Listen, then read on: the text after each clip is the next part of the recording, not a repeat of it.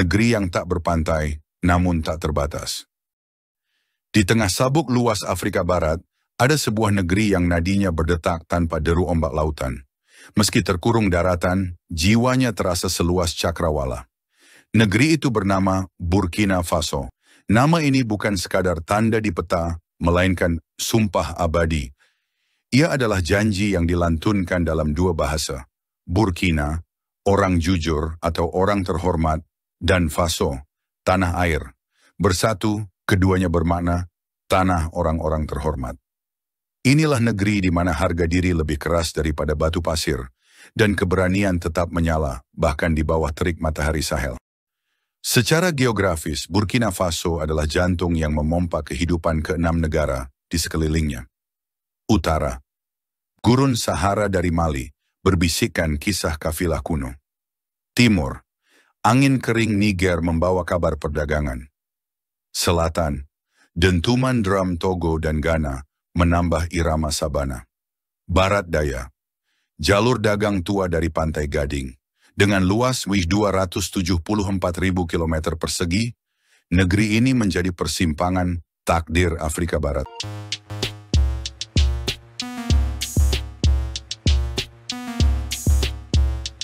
Kapten Ibrahim Traoré, seorang pemimpin militer muda, baru berusia 37 tahun, yang lewat kudeta pada 2022 merebut kekuasaan, dan kini tampil sebagai simbol perlawanan terhadap dominasi asing di Afrika.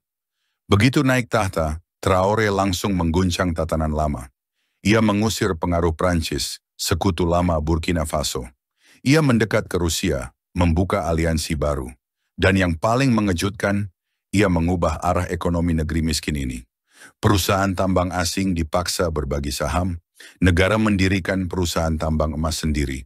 Dan untuk pertama kalinya, Burkina Faso memiliki cadangan emas nasional. Langkah berani ini disebut rakyatnya sebagai revolusi emas. Namun bagi Barat, itu dianggap ancaman. Perusahaan asing marah, Prancis mengecam, tapi Traoré tetap berdiri tegak.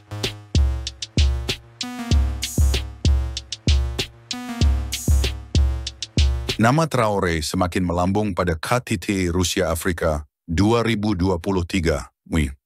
Dengan suara lantang ia menegur para pemimpin benua, berhentilah menjadi boneka yang menari setiap kali imperialis menarik talinya. Kalimat itu menggema jauh melampaui ruang sidang. Bagi banyak anak muda Afrika, ia seakan menghidupkan kembali semangat Thomas Sankara, ikon revolusi Burkina Faso yang gugur di usia muda. Traoré bukan hanya seorang kapten di medan perang, ia juga seorang fenomena di dunia maya. Video kreatif membanjiri media sosial, bahkan ada klip buatan AI menampilkan Rihanna dan Beyoncé seolah-olah bernyanyi untuknya. Musisi dunia pun ikut memberi komentar. Nama Traoré viral, dan Burkina Faso yang dulu jarang diperhatikan dunia, tiba-tiba menjadi pusat perhatian. Namun, di balik pujian, ada kritik yang tak bisa disembunyikan. Janji Traoré untuk menumpas pemberontakan Islam di dalam negeri belum juga membuahkan hasil. Ribuan rakyat masih hidup dalam ketakutan.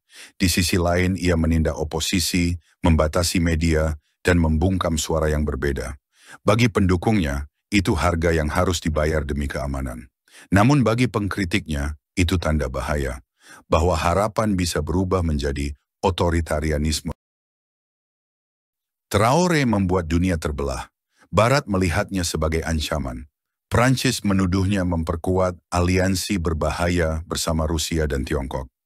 Amerika menudingnya memakai cadangan emas untuk kepentingan junta. Namun di jalanan Ouagadougou, wajahnya tetap diarak di poster-poster.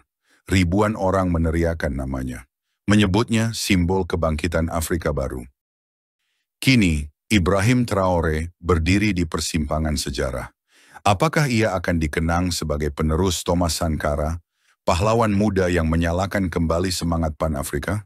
Ataukah ia akan berakhir seperti banyak pemimpin militer lain yang awalnya dielu-elukan, namun akhirnya tumbang oleh bayangan kekuasaan?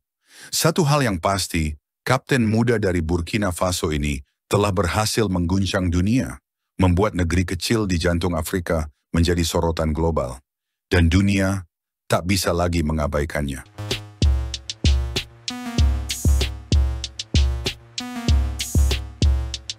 Kota-kota yang menjadi nadi kehidupan. Di pusat denyut negeri ini berdiri Ouagadougou, ibu kota yang akrab disapa Waga. Bagi rakyatnya, Waga bukan hanya sebuah kota administratif, melainkan panggung utama di mana drama kehidupan Burkina Faso dipentaskan setiap hari. Di jalanannya, debu dari pasar tradisional yang ramai bercampur dengan aspal hitam di depan gedung-gedung modern. Aroma rempah-rempah dari kios kecil menari di udara, beradu dengan asap knalpot kendaraan. Semua berpadu menjadi sebuah simfoni yang merangkum pertemuan antara masa lalu dan masa kini. Namun jiwa Burkina Faso tidak hanya bersemayam di Waga. Jika Waga adalah otaknya, maka Bobo Dioulasso di barat daya adalah hatinya yang berirama. Malam-malam dihidupkan dengan alunan musik balafon, denting drum, dan ukiran tangan para pengrajin kayu yang diwariskan turun-temurun. Di Ouagadougou, simpul perdagangan yang kokoh, benang-benang ekonomi bertemu dan terjalin menjadi kekuatan negeri. Lebih jauh ke barat laut, Banfora, dengan ladang tebunya menjanjikan manisnya kehidupan, sekaligus menjadi titik penting dalam jalur kereta api legendaris Abidjan-Ouagadougou. Di utara, Ouahigouya berdiri sebagai benteng ketangguhan, simbol dari kekuatan sosial dan ekonomi. Sementara Pouitenga di timur bagaikan pasar raksasa yang tak pernah tidur. Pedagang dari berbagai penjuru bertemu di sana, menawar, tertawa, dan menyatukan kehidupan dalam perdagangan. Tak jauh dari Waga, kota kaya, menjadi pusat tenun kapas. Di sanalah benang-benang putih sederhana berubah menjadi kain indah di tangan penenun ulung. Tradisi yang diwariskan dari ibu ke anak, dari generasi ke generasi.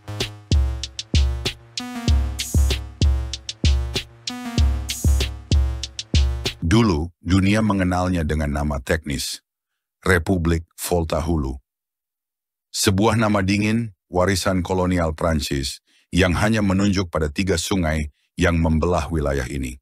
Namun segalanya berubah pada 4 Agustus 1984. Seorang pemimpin revolusioner, Thomas Sankara, berdiri tegak dan mendeklarasikan sebuah nama baru. Ia merajut 2 kata dari 2 bahasa berbeda.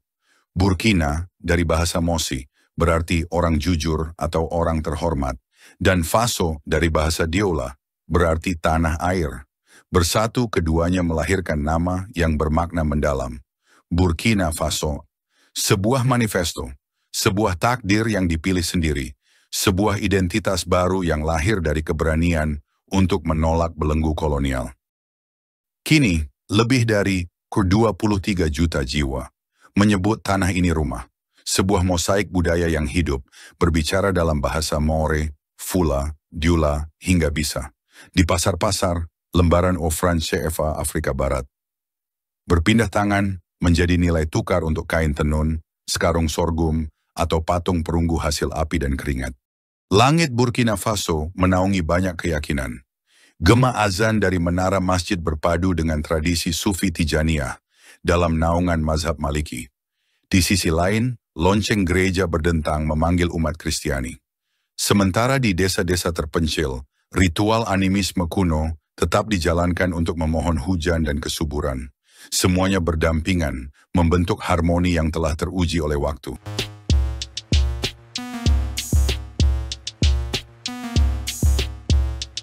Bentang alam Burkina Faso adalah lukisan kesederhanaan. Dataran bergelombang dengan ketinggian rata-rata 400 meter. Namun di barat daya, lanskapnya berubah dramatis. Gugusan batu pasir raksasa menjulang menantang langit. Di sanalah berdiri Gunung Tenakuru, titik tertinggi negeri ini dengan ketinggian 749 meter. 3 sungai bersaudara.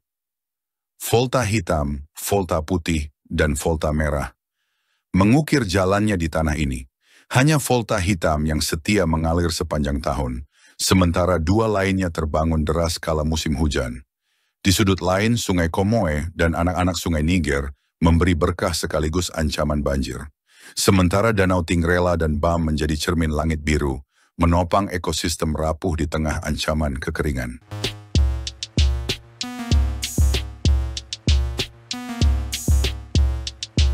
Tanah ini menyimpan memori sangat tua. Sekitar 12.000 tahun sebelum Masehi, para pemburu pengumpul meninggalkan panah dan alat batu. 3.600 sebelum Masehi, petani menetap, membangun rumah permanen. 1.500 sebelum Masehi, denting besi dan kilau gerabah lahir. Kemudian berdirilah Kerajaan Mosi, salah satu kekuatan paling tangguh Afrika Barat. Mereka menjadi benteng terakhir melawan kolonialisme Prancis, hingga akhirnya jatuh pada tahun 1898.